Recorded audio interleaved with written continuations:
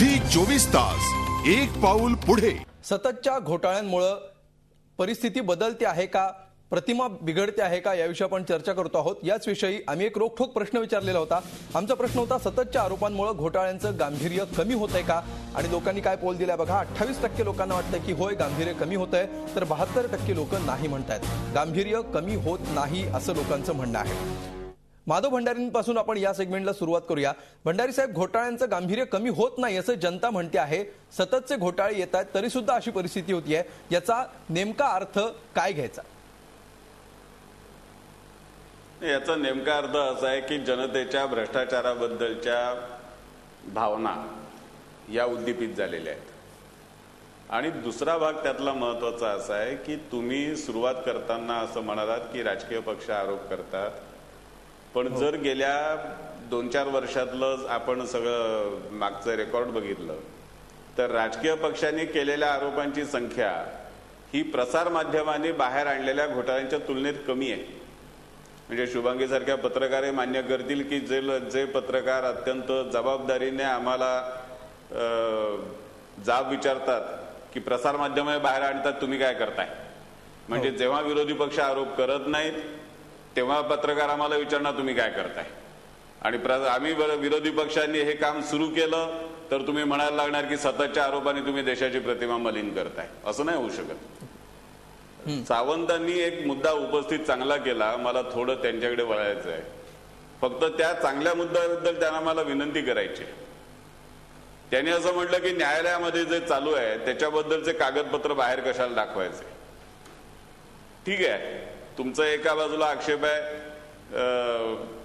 माझं त्याच्याबद्दल काय म्हणणं नाही, पण याच संदर्भात मला आपल्या माध्यमातून तुमच्या सरकारला विनंती करायची आहे की ज्या गुन्ह्यांचा तपास चालू आहे पण न्यायालयामध्ये गेलेला नाही, त्या गुन्ह्यांच्या तपासाबद्दलची माहिती पोलीस हेडक्वार्टर्सच्या रिलायबल सूत्रांकडून ठराविक वर्तमानपत्रांमध्ये पेरली जाते।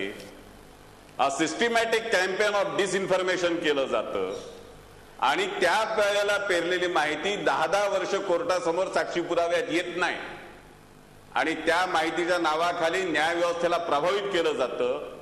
हा प्रकार थांबवण्यासाठी सावंत साहेब आपण पुढाकार घ्या आणि आपल्या सरकारकडून हा प्रकार थांबवा, तर मग जनतेवर जास्त उपकार होतील। सावंत साहेब, थोडक्यात ह्यालाही बेछूटपणा म्हणतात की ह्या तऱ्हेने तुम्ही जर त्या दृष्टीने काही पुरावे सादर केले की अशा तऱ्हेने होत आहे तर मग त्या बाबतीमध्ये नक्कीच त्या चर्चा होईल। आरटीआयच्या युगामध्ये काही लपलं जाईल त्या दृष्टीनं मला वाटत नाही, परंतु कार्यक्रमाच्या शेवटाकडे चाललेला एकच पुरावा देतो आपल्याला। विषय असा आहे, मी एकच पुरावा देतो थोडक्यात। सावंत साहेब, एक सेकंद ऐकून घ्या। हो, 2 वाक्यात 2008 मध्ये आणि 2008 नंतर मुंबईमध्ये जे बॉम्बस्फोट झाले त्याच्यामध्ये वेगवेगळ्या आरोपींना पकडलं, त्यांच्याबद्दल वेगवेगळ्या प्रकारच्या बातम्या रिलायबल सोर्सेसच्या माध्यमातून, पोलिसांच्या माध्यमात, सूत्रांमधून, वर्तमानपत्रांमध्ये पेरल्या गेल्या। एकाही प्रकरणामध्ये अजून FIR दाखल होऊन केस उभी राहिली नाही। एक पेरलं तुमच्याकडे जर एवढी प्रचंड माहिती आहे तर ती गेली कुठे? रिलायबल सोर्स कोण? वर्तमानपत्रांना कशाला देता? कोर्टाला द्या ना। रिलायबल सोर्स कोण आणि पेरतं कोण? तोच माझा प्रश्न आहे। एखाद्या वर्तमानपत्रात आलेल्या बातमीच्या बद्दल आपण वर्तमानपत्रांना काय देतात?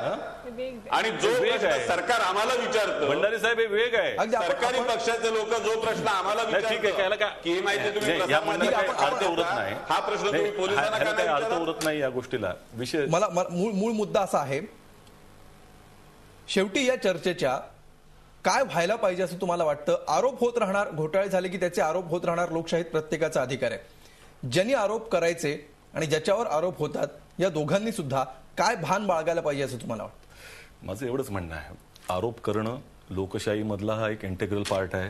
विरोधी पक्षांनी विरोध केलाच पाहिजे आणि त्या दृष्टीने सजगता दाखवली पाहिजे आणि एकंदरच सरकारवरती त्यांचा जो वचक आहे किंवा एकंदर लोकशाहीने त्यांना दिलेला अधिकार आहे त्याचा वापर करण्याला कोणीही नकार देऊ शकत नाही। परंतु माझं असं म्हणणं आहे की तुम्ही ज्या वेळेला एखाद्या गोष्टीच्या संदर्भामध्ये बोलत असता त्यावेळेला फक्त प्रसार माध्यमांकडे चर्चा न करता त्याला तात्विक स्वरूप येईल किंवा त्याला तुम्ही जसं लॉजिकल एंड येईल त्या गोष्टीचा त्याचा पाठपुरावा केला जाईल आणि त्या आरोपांचं खऱ्या अर्थाने तथ्यांमध्ये बदल होईल आणि त्याच्यावरती कारवाई होईल. ही जबाबदारी देखील प्रत्येक व्यक्तीची असते. माझं असं म्हणणं आहे की ज्या तऱ्हेने केजरीवालांचं चाललेलं आहे, आज काही प्रकरणांमध्ये PIL दाखल केलेली आहे, भाजपने केलेली आहे. आमचं तेच म्हणणं आहे, तुम्ही करा PIL दाखल करा किंवा एखाद्या तत्सम एजन्सीकडे किंवा तत्सम त्या आता जसं त्यांनी उदाहरण दिलं की यांच्या आपल्या बॅलन्स शीटमध्ये प्रॉब्लेम आहे, तुम्ही प्राप्तिकर विभागाला ते निदर्शनास आणून दिलं का? पण ते न करता जर तुम्ही प्रसार माध्यमांकडे करत असाल तर ते एखाद्या व्यक्तीचं चारित्र्य हनन आहे आणि त्यानंतर तो त्याच्यासाठी अन्याय. न्यायासाठी आरोप करा, प्रसिद्धीसाठी नको, असं तुमचं म्हणणं आहे. सुभाष वारे, तुम्हाला शेवटी काय म्हणायचं आहे, काय भान बाळगायला पाहिजे? नाही, हे बघा, म्हणजे मी आधी जिथून सुरुवात केली होती तिथेच मी परत बोलतो की आदर्श व्यवस्थेमध्ये अशा पद्धतीनं आरोप होत राहणं हे योग्य नाही. आम्ही मानतोच, ही उद्वेगजनक परिस्थिती आहे. परंतु सत्ताधाऱ्यांनी आणि विरोधी पक्षांनी सुद्धा, जे काही राज्यात सत्ताधारी आहेतच, त्यांनी ज्या पद्धतीची राजकीय संस्कृती आज विकसित केलेली आहे त्याच्यामुळे हे अपरिहार्यपणे अशी परिस्थिती ओढवलेली आहे. मात्र याला उत्तर ही राजकीय संस्कृती बदलणं हे आहे. ही राजकीय संस्कृती बदलण्याची सुरुवात दोन मार्गांनी व्हायला पाहिजे. एक, राजकीय पक्षांनी सुद्धा आपल्याला काही आचारसंहिता लागून घ्यायला पाहिजे. ज्या व्हिजन डॉक्युमेंटचा मी उल्लेख केला त्या व्हिजन डॉक्युमेंटमध्ये नव्या पक्षांनी आपल्या सदस्यांच्या वरती, लोकप्रतिनिधींच्या वरती अशी वैयक्तिक आचारसंहिता लावून घेतलेली आहे. पक्षाचं नाव 26 नोव्हेंबरला जाहीर करणार सांगितले आम्ही. कॉन्स्टिट्यूशन डे आहे, त्या दिवशी ते नाव जाहीर होईल. जी काही त्याबाबत विजन स्पष्ट नाही, ते नाव दिलेलं नाही. त्या दिवशी जाहीर केले, नाव 26 नोव्हेंबरला जाहीर होणार आहे. आणि ही मुद्दा लक्षात घ्या की एखाद्या राजकीय पक्षानं स्वतःच्या सभासदांच्यावर आणि लोकप्रतिनिधींच्या वरती जी वैयक्तिक आचारसंहिता लावून घेतली, ही राजकीय संस्कृती बदलण्याची एक सुरुवात आहे. आणि दुसरी सुरुवात व्हायला पाहिजे मतदारांच्याकडून की हे जे संस्थानिक राजकीय पुढारी आलिशान गाड्यांच्या ताफ्यामध्ये फिरून जनतेच्या सगळ्या प्रश्नांची उत्तरं देत फिरतो म्हणतात, प्रत्यक्षात काहीच करत नाही. त्या तुलनेमध्ये निवडणुकीच्या काळातही प्रामाणिक आणि अशा आचारसंहितेला बांधील उमेदवारांच्या पाठीशी मतदारांनी उभारायला पाहिजे. आपली वेळ संपलेली आहे. शुभांगीजी, शेवटच्या कमेंटसाठी मी तुमच्याकडे येतो. अगदी थोडक्यात या सगळ्या चर्चेचा सार काय दिसतं तुम्हाला?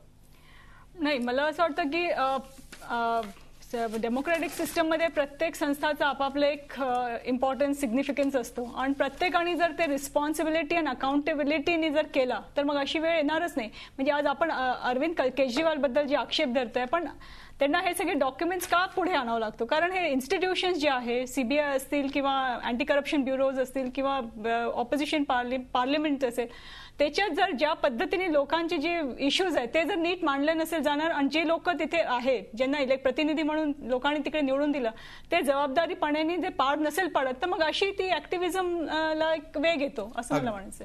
अगदी, म्हणजे थोडक्यात आरोप करणं हा लोकशाहीत प्रत्येकाचा मूलभूत अधिकार आहे आणि तो प्रत्येकाला मिळायलाच हवा. मात्र यानंतरची जी चर्चा होणार आहे किंवा याची पुढची कारवाई आहे ती मेरिटवर व्हावी, त्याच्या हेतूंवर होऊ नये, केवळ प्रसिद्धीसाठी असे आरोप होऊ नयेत, अशी सध्या तरी सगळ्या लोकांची सुद्धा अपेक्षा दिसतेय. अजूनही लोक असं म्हणतात की आरोप होणं गरजेचं आहे, कारण त्याच्यातूनच तथ्य बाहेर येत आहे. आरोपांचं महत्व सातत्याने आरोप केल्यामुळे कमी होत नाहीये. धन्यवाद सगळ्यांचे या चर्चेमध्ये सहभागी झाल्याबद्दल आणि अत्यंत संवेदनशील विषयावर अत्यंत शांतपणे चर्चा केल्याबद्दल. रोखठोकमध्ये आज इतकंच. ताज्या बातम्यांसाठी पाहत रहा